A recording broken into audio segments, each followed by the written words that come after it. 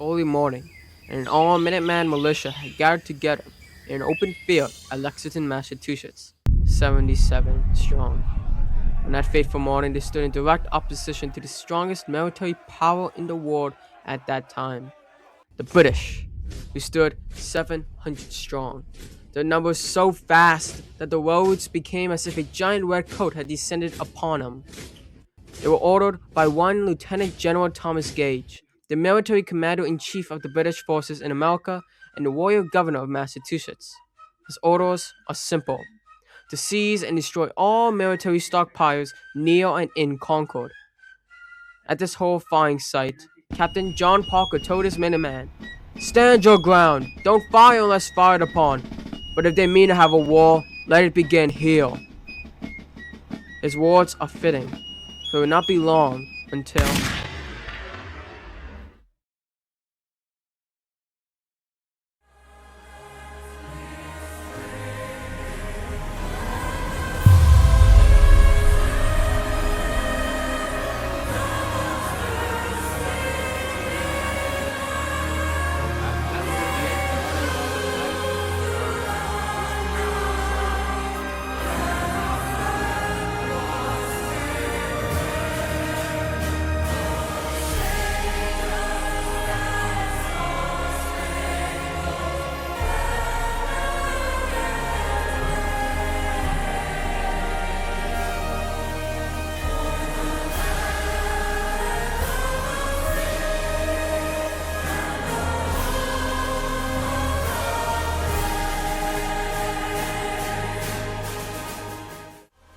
nobody knows what side the shot came from, the British or the Minutemen.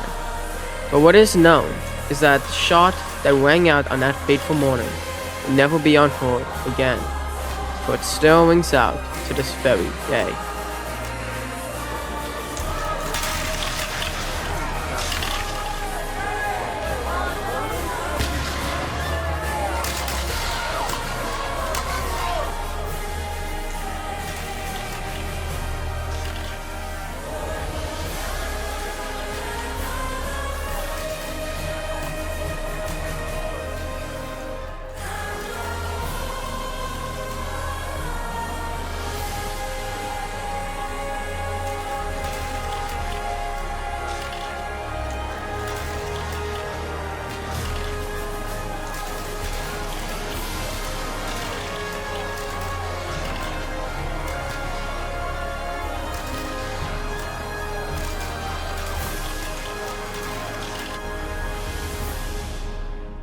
America. America has one of the world's leading economies, has the biggest military in the globe, and America leads the world in culture with different trends, movies, and actors coming to and out of America. America is strong and doing better than her enemies, like Russia. For years, America has been a beacon of freedom and democracy across the globe. The American Revolution, from the very beginning, inspired many different revolutions and fights for freedom across the globe. An example of this being the French Revolution. America has fought to defend the free world from tyranny and destruction, from the green open fields of Lexington to the bloody grounds of Gettysburg, to the shores of Normandy, in the Pacific from Imperial Japan, in Korea, in Iraq, in Afghanistan, in Venezuela, and far more countries. The USA has served as a beacon of freedom and a defender of it, inspiring and helping revolutions across the globe against governments who do not know what freedom is or feel the very dart of it. But why America? What separates America from other countries today and in the past? What truly makes America the global superpower that it has become today?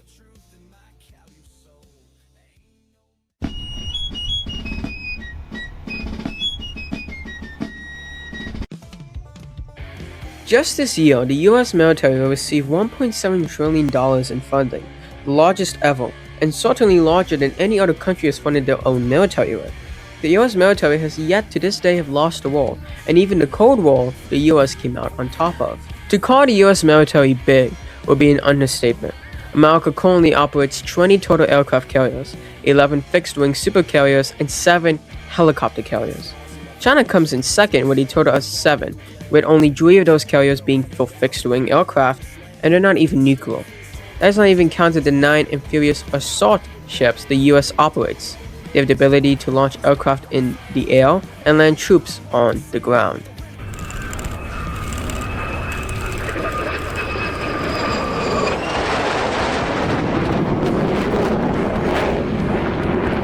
The US Air Force has the largest air force in the world. It operates about 5,000 aircraft ranging from bombers to fighters to multiple aircraft, tankers, cargo, assault aircraft, and more. The second largest air force in the world is the US Navy, which operates about 3,000 aircraft. Not only does the USA have the largest air force in the world, it also has the second largest. But this will mean nothing if you cannot use it. That is why the US military has about 800 active bases, outposts, and ports across the globe, with around 80 of them being airfields in different foreign countries spread across Europe, Middle East, Asia, and on islands in the Indo-Pacific. This gives the USA the strategic ability to land troops anywhere, in a means of 24 to 72 hours. This ability to deploy troops not only anywhere in the world, but in about a day or so, covering both air, land, and sea, is what truly makes America able to project its power globally. But that does not make it the sole reason why America is a global power today. You can have all the gadgets and still lose in a war. What is needed is a strong economy and government to support the massive military America has. Remember, we had to give our military $1.7 trillion just to maintain our global supremacy. That has to come from a great and stable economy and from a government making the right choices in Congress related to funding and staying out of the free market economy.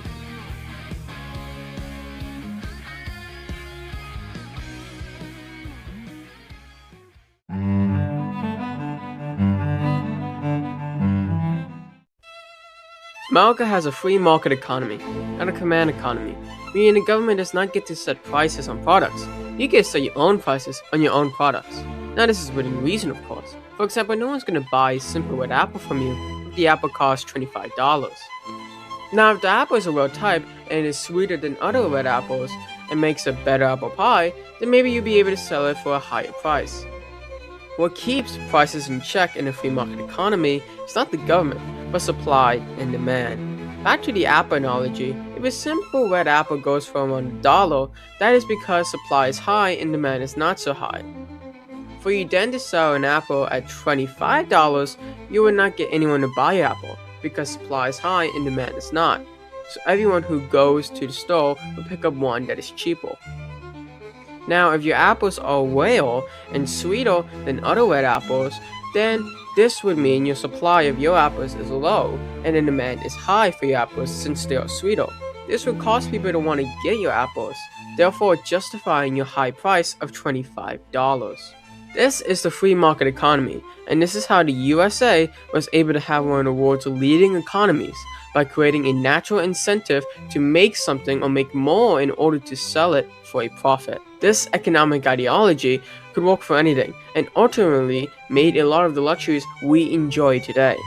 Things like phones, TVs, radios, and all the inventions that led up to these inventions today that we use daily all came out of US capitalism. If it was not for this economic ideology, you would not have any of these devices you rely on and use every day, let alone the US today. The government plays a role in this too, by having a limited government that for the most part stays outside of the market and allows corporations to grow and its citizens to get rich is a great government. People will want to live in a country that has this government and will want to innovate and make something and get rich.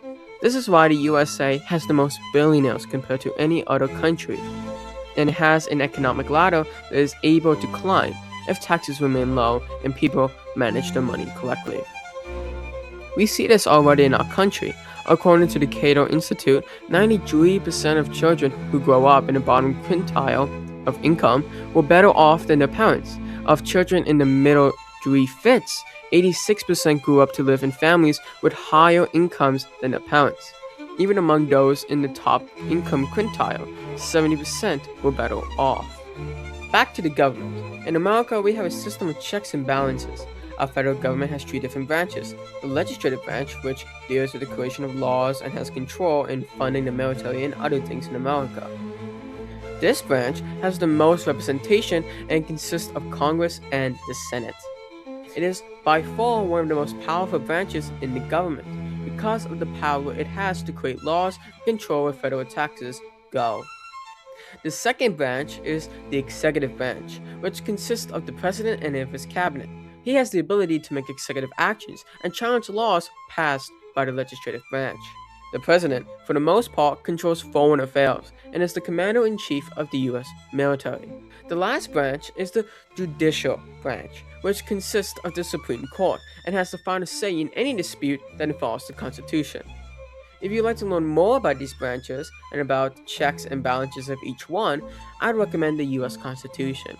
It's usually my go-to understand the powers and limitations of each government branch. Now, this must be what makes America the superpower that it is today. The vast might of the US economy, with a government system of checks and balances, creates the right conditions to have such a beautiful and great nation with a strong military. Right?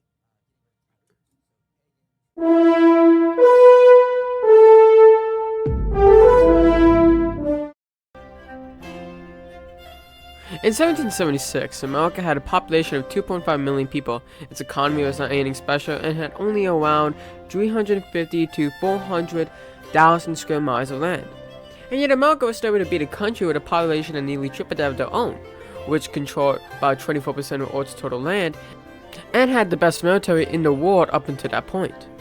Now, America, just 250 years later, has a population of 350 million and controls about 3.8 million square miles of land, being the third largest country in the world with the strongest military, leading the world in innovation and leading in space exploration. If our military, economy, and government made us what we are today, then how did we get there, let alone to get the ability or just the freedom from the British to do so? We did not come out in 1776 with a great military, economy, or government like we have today. We had to make that. So how we were able to do that when others were not? It all comes down to the American spirit. The American spirit is hardworking, resilient, self-sacrificing, tough, brave, stubborn for right reasons against odds that overgrow him, innovating, constantly growing and defying the odds, challenging even the challenges, loving not only their own but even their enemies, pursuing what is right and destroying what is wrong, making sure every man has the right to life, liberty, private property, and the pursuit of happiness, knowing that he is of his own individual, taking responsibility for his own actions and reaping the work of his labors. This is only what little truly encompasses the American spirit. The American spirit does not come out of nowhere. It comes from Enlightenment philosophy, from Enlightenment thinkers like John Locke, Montesquieu, Adam Smith, and Voltaire, along with Judeo-Christian values. John Locke believed all men are made equal. The Bible states that all men are made in the image of God. Because of this, he rejected the divine right of kings, the common idea during his time that rulers had more rights over the subjects and they had gotten this right from God. John Locke said no to that and instead said all men have the right to life, liberty, and private property. Now, if you focus on liberty, what does that mean? Do we have the freedom to do whatever we want? Do we have the right to steal, kill, and destroy? Now, John Locke denies that we have the freedom to do wrong, but that we have a license to do wrong and a license to do what is right. As St. Paul states, all things are lawful, but not all things are beneficial. All things are lawful, but not all things build up. That is why John Locke, along with other Enlightenment thinkers, came up with the social contract. The social contract is the idea where we give up our license to murder, steal, assault, and etc. So in return, we don't get killed, we can keep our possessions, and not be assaulted. This is a social contract that we mutually agree to give up our license to do wrong so we can live in a civilization where we can freely embrace our right to life, liberty, and private property without wrong being done to us. Now the question arises, how would a social contract be kept? Who would manage it and enforce it?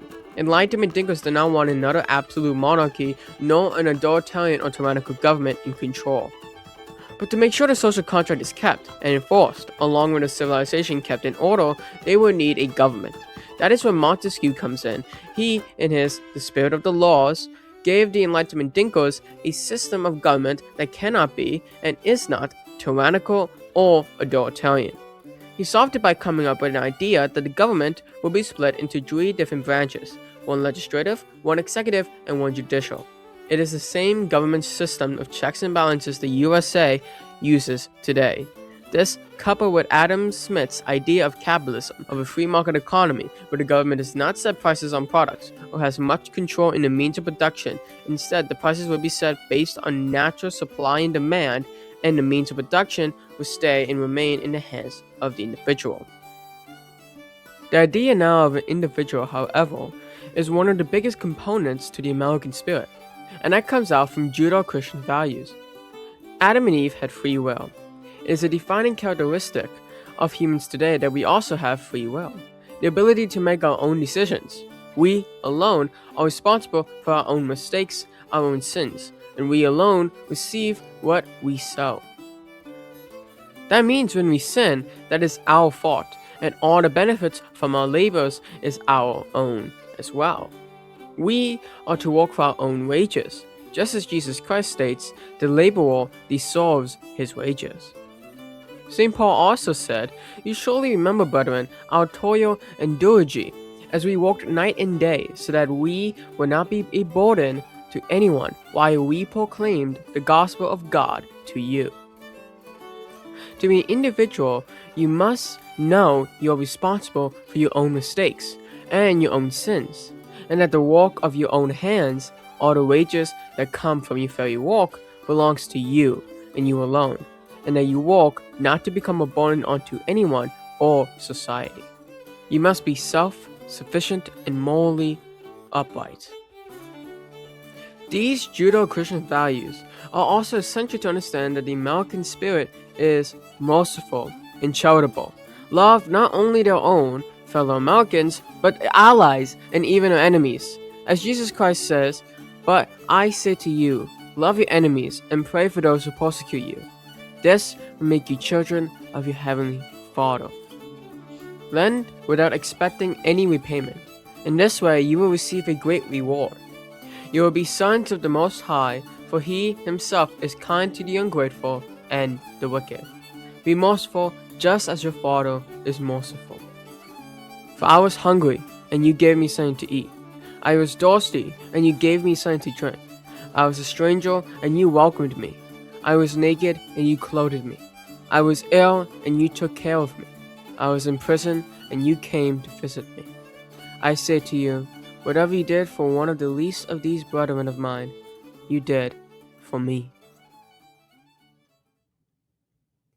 This is what makes America. This philosophy, values, and principles are the very foundation, the very ground on which America is built from.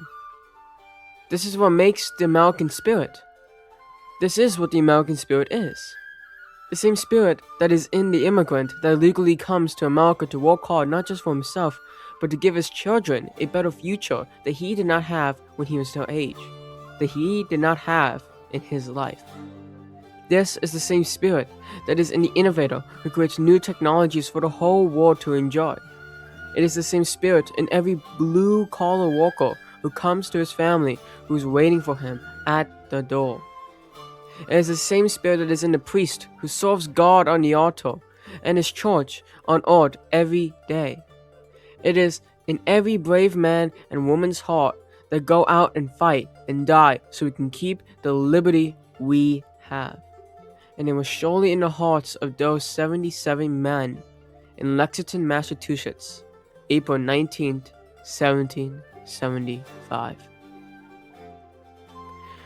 America is not defined by its military, nor by its economy, not even its government. It is defined by its national identity, its national culture, our American spirit. And that is what truly makes America the global superpower it is today.